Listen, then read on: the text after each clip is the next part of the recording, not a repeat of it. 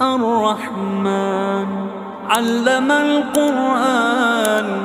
خلق الإنسان علمه البيان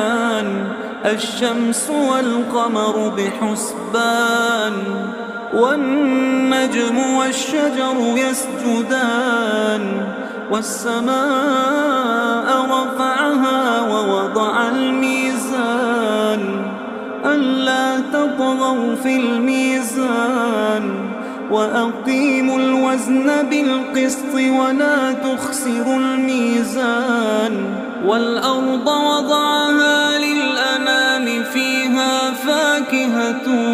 والنخل ذات الأكمام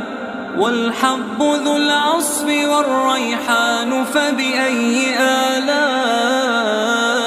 ربكما تكذبان